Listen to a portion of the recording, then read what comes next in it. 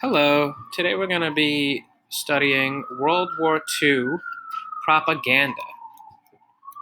So, our teaching point for today is the following. How are propaganda posters used during World War II to influence people in the United States? Now, I know we've discussed a little bit about what propaganda is, but let's watch a quick video to refresh our memories.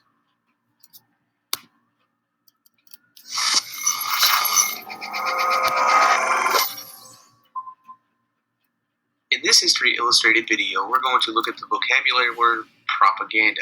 Now, propaganda has to deal with opinions. So if you have an opinion, you might favor one thing or another. Now, propaganda has to do more with the media. And what I mean by the media is typically like the news on TV or a newspaper or something like that. These people would be saying something. Now, propaganda would be saying their opinions. And their opinions would be trying to promote their point of view or their political cause. So if you hear a person on the news saying they like or dislike the president or somebody in politics, they are giving their opinion. They are trying to convince, here's another word for you, convince you to believe the same thing as them. So propaganda doesn't necessarily give you the truth. They will give you misleading facts to convince you to believe what they believe. Hey, if you liked the video you just watched, please click this big blue button here. Okay.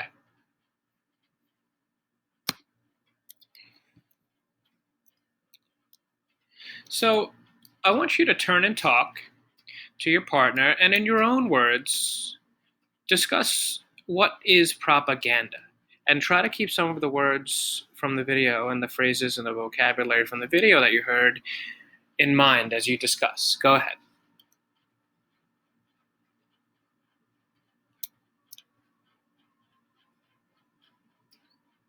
Okay. Now, this is a very famous propaganda poster from World War II that you may have seen. All right, and we're going to look at it together. All right, this is Rosie the Riveter. All right, and as I said, it's a very well-known propaganda poster from World War II. I want us to think about this for a minute. Let's think about these questions. Who is the target audience for this poster? Meaning, who are they appealing to? Who are they trying to convince with this poster?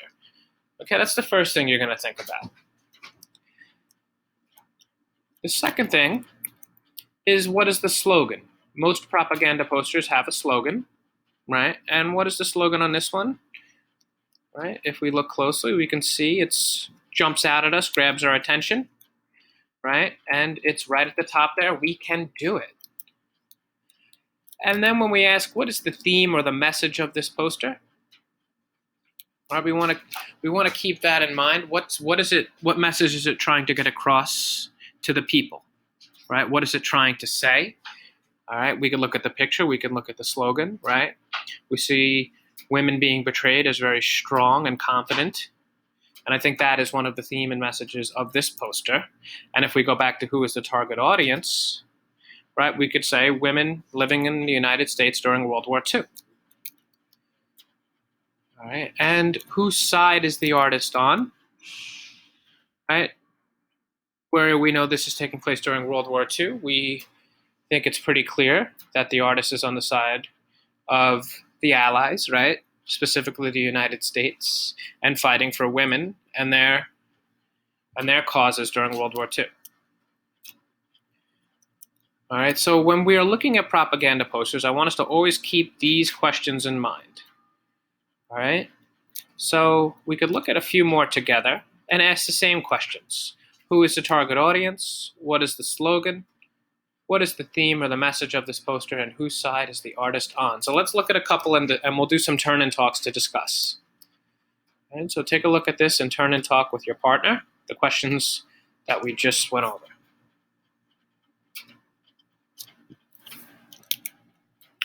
All right, I'm going to just move through because I see I'm running out of time. And this is what the independent practice will look like. All right, students will define propaganda in their own words. All right, and they will have to come up with their own propaganda posters.